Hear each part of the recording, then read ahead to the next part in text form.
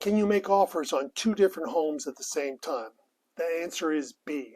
There's nothing illegal or immoral about it.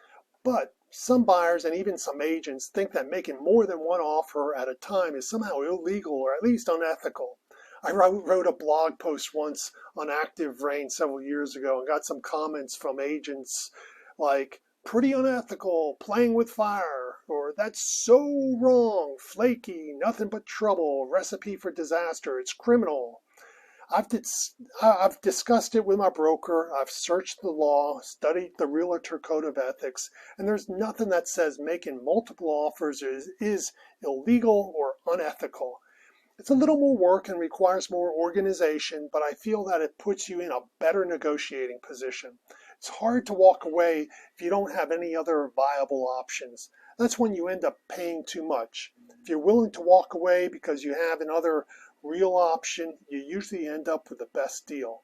Most agents see things only from their perspective as an agent. They want a quick sale so they can get paid and move on to the next deal. Too many options just muddle things up. It's extra work for them. They really want you to just pick one and be done with it.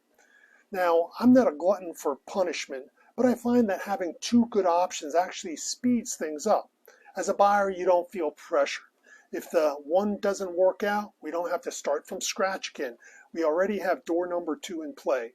As a seller, I wouldn't feel it was devious. I just think about how I can make the buyer pick me as their top choice.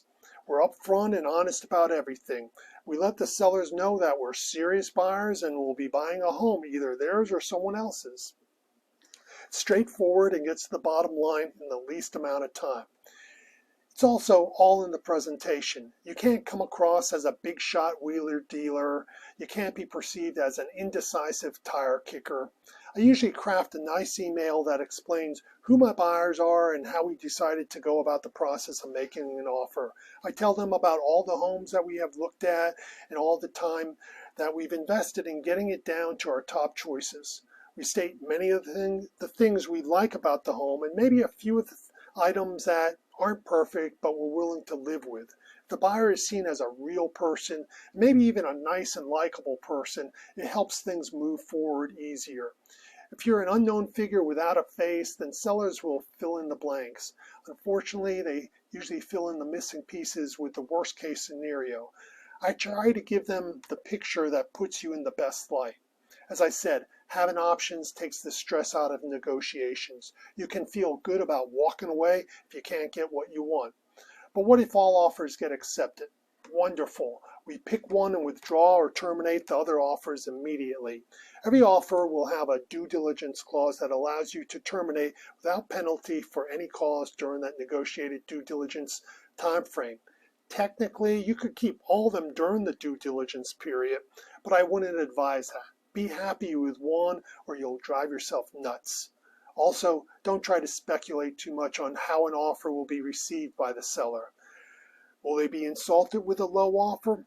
Just make the offer that works for you and see how they respond. Many times it's better than you ever anticipated. Different market conditions call for different strategies. This strategy is great for a buyer's market. In a seller's market, you have to adjust. But the bottom line is that there's nothing illegal or unethical about making offers on two homes at the same time.